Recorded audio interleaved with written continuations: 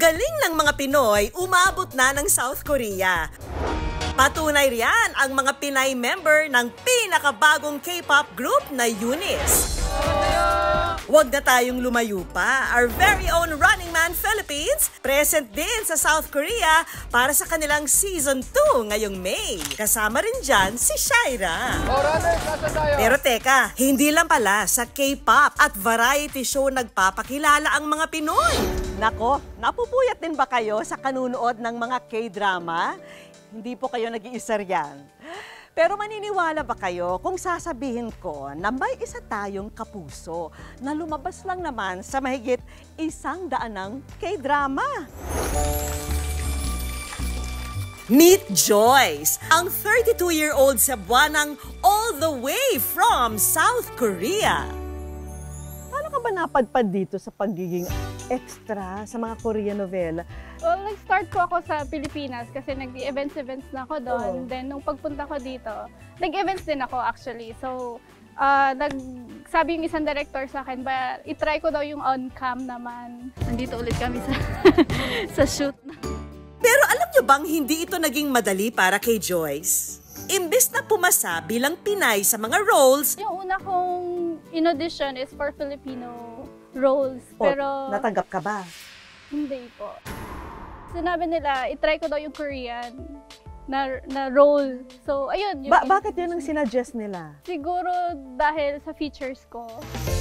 Anong pinaka-favorite role mo sa lahat? Favorite ko yung student. Kasi bakit? Maganda yung uniform nila. So, feel mo pag student, pag role ng student. Saka konti lang po yung nakakapagsuot ng uniform. Naka-age ko. Oo nga. Tsaka parang yung size, ang liit-liit, no? Isa na nga sa pinakasikat na nalabasan niya ang zombie series na All of Us Are Dead. At ang pumukaw sa pansin ng mga netizen, ang bag niya na imbis nasa likod, sa harap nakasukbit. Very Pinoy. Alala ko yung backpack na yan, di ba dyan ka nakilala dahil dun sa eksena, parang lahat sila naka-backpack, syempre sa likod, pero ikaw naka-backpack sa harap. Opo. Bakit? Kasi parang style Pinoy? Pwede rin, pero mainit kasi that time, so kailangan kong ilagay yung backpack. Okay. Bawal mainggit dahil almost 90% daw ng mga Korean artist nakasama na niya sa shoot. Ang kanyang favorite artist ng araw, si Kim Soo-hyun ng K-drama series na Queen of Tears. Time check.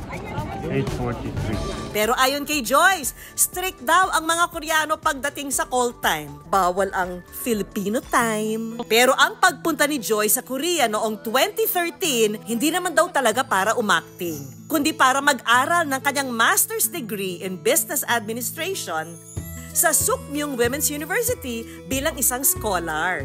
Extra mo lang ito, di ba? Hindi ito yung main trabaho mo. I'm working as a global sales and marketing manager sa isang IT company, cybersecurity company. Paano mo pinagsasabay yung dalawa? Sinasabi ko din sa agency kasi I have an acting agency dito sa Korea. So sinasabi ko din na yung free time ko is weekend or holidays. Sa kanyang sipag, maging ang kanyang pamilya nakakapag-travel na rin sa South Korea. Bongga! Pero kung meron na nga raw siyang pangarap na hindi pa natutupad, dream ko siguro na magka-role na Filipino, nang nagsasalitang Filipino sa set. At dahil dyan, your wish is our command. Actingan time na tayo with Shaira. Nagustuhan mo ba yung eksena? Sinira mo yung eksena. Hinaboy mo. You're nothing. Copycat. Pero si Shaira, hindi papayag na magpaapi. Babawi in Korean style. Ya! 진짜 바보야!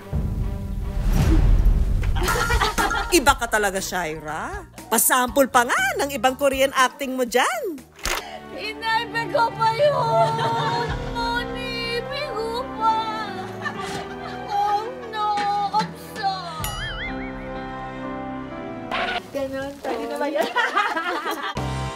Talagang mahahype ang pagiging K-drama fan nyo dahil ang Jeonnam, South Korea, may must-visit place para sa mga K-drama fan.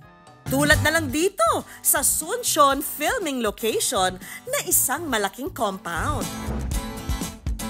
Itinayo noong 2006, Hindi para tirhan, kundi para gawing set ng iba't ibang Korean drama. Gaya ng Pachinko,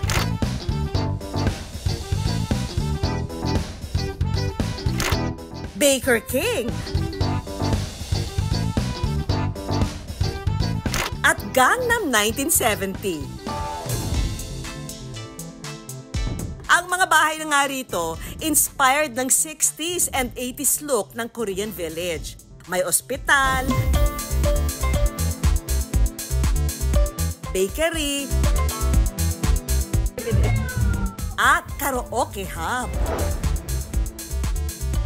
Pati classic Korean game present dito. At di yan pinalagpas ni na Shaira at Joyce. Ito yung laro dun sa sikat na Squid Game na palabas, di ba, Joyce? Ang tawag dito ay? Takjichigi. Okay, isa pa. 1, 2, 3, go. Takjichigi. So, kapag na-flip, panalo ka. Pag hindi mo na-flip, sampal. Ganun. Okay. Nako. Baka naman.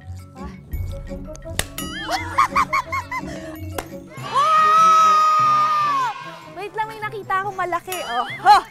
Ewan ko na lang talaga. Ready? 1, 2, 3. Shaira, kaya mo yan. Matatamaan mo rin yan. Ay! Bakit hindi tumatawa? Isa pa, isa pa!